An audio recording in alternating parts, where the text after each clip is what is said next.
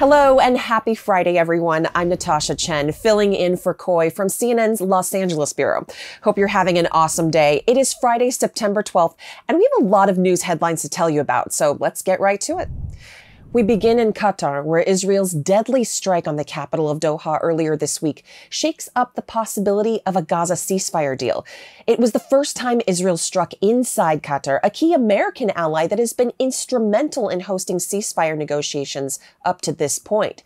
Israel says the strike, which killed 5 Hamas members, was targeting the terror group's negotiating delegation. And those officials had been visiting Doha for a while to participate in those ongoing ceasefire talks.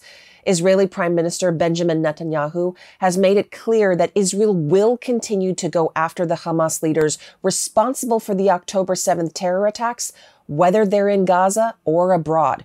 But the strike in Doha is not only sending shockwaves through the region, it's also now unclear if a deal can be reached, not just for a ceasefire, but for the release of the remaining hostages being held by Hamas. Qatar's prime minister was meeting with the families the very morning of Israel's attack and has publicly condemned Netanyahu for it. He spoke exclusively to CNN about the situation. They are counting on this mediation. They have no other hope for that. And I think that what Netanyahu has done yesterday, he just killed any hope for those hostages. A senior Hamas official tells CNN that, quote, no one is talking about a ceasefire deal now. Now to the Asian nation of Nepal, where the army has taken control of the streets in the capital city of Kathmandu. A curfew is now being enforced after 2 days of deadly anti-government protests. Tens of thousands of people poured into the streets, clashing with government forces sent to control them.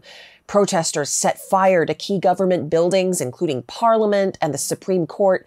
And Nepal's prime minister and several cabinet members have resigned in the face of the massive demonstrations. It's the worst unrest the country has experienced in decades. The country's health ministry says at least 30 people have been killed and thousands have been injured so far. We just wanted to prove a point. We don't want corruption. We don't want this. We don't want them to lead our country.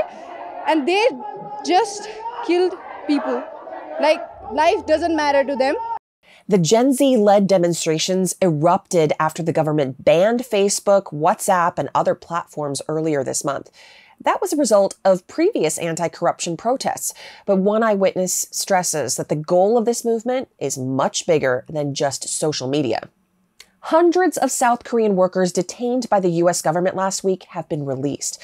They are scheduled to land in Seoul today after boarding a chartered Korean air jet, which departed Atlanta on Thursday.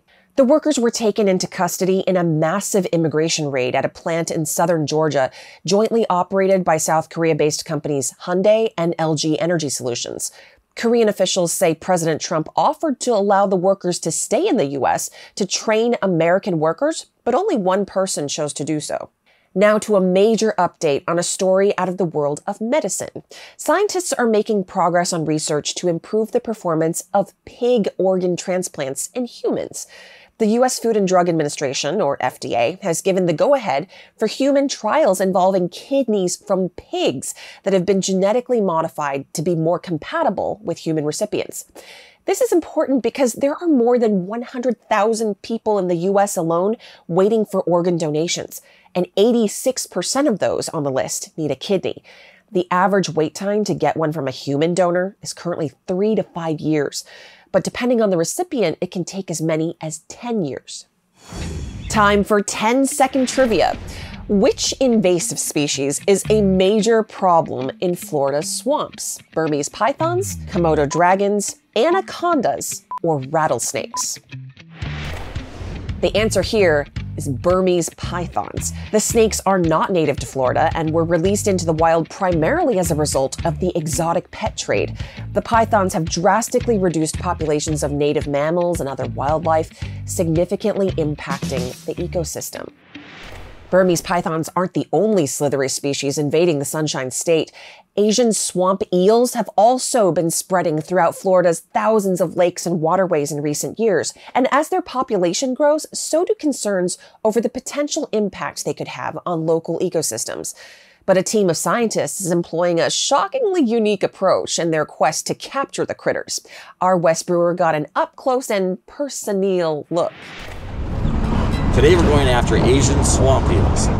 These are long, eel-like fishes that will be up in the rocks and vegetation, and they are introduced and potentially causing some ecological problems. Let me get one of those. Super slimy. Yep, it looks like a snake.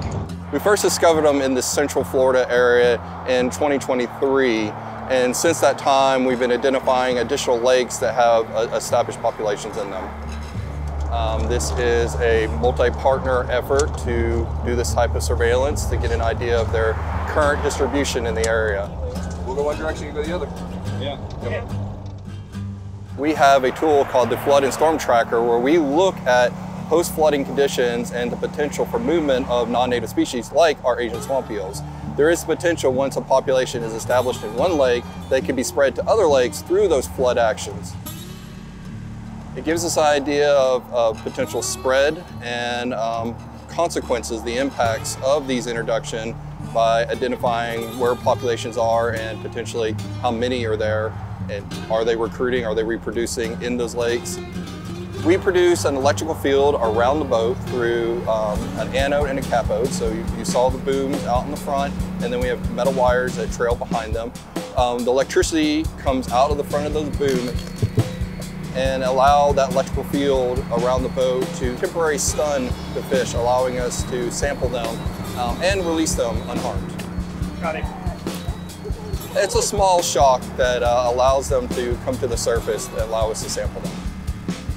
We are continuing to do research on the swamp eels, looking at some diet studies. Some of our partners, including Florida Wildlife Conservation Commission and the U.S. Army Corps of Engineers, they're also participating, doing various studies to understand more of the life history of these. And prevention is, not releasing animals that don't belong in the wild, either being a pet or through live food. Got 6. How many? 6. You got 1? That's good.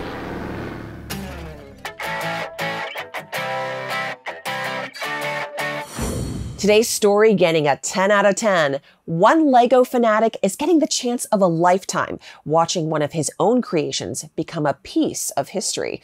Lifelong Lego fan Alex Sully has quite the collection. He's conquered sets ranging from log cabins to the Millennium Falcon, but over the years he's moved from building sets to designing them.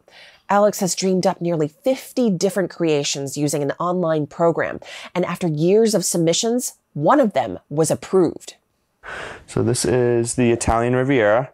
It is almost 3,300 pieces. So my inspiration for this was a trip I was about to take, and I was all excited and I was doing a bunch of research. Lego designers helped Alex perfect the set, and it officially hit shelves in August. The seaside scene even features a cameo of its creator. So there's a mini figure right here of me with my camera, because I'm always taking pictures. He says putting it together for the first time was a surreal experience. It's also proof that persistence can pay off, even if it's one brick at a time. All right, superstars, before we head out for the weekend, let's get you a very special Friday shout out. This one goes to Ms. Barkfried's 7th graders and all the students at Eckstein Middle School in Seattle, Washington. I had so much fun with you all today. I hope you did too. Koi will be back on Monday.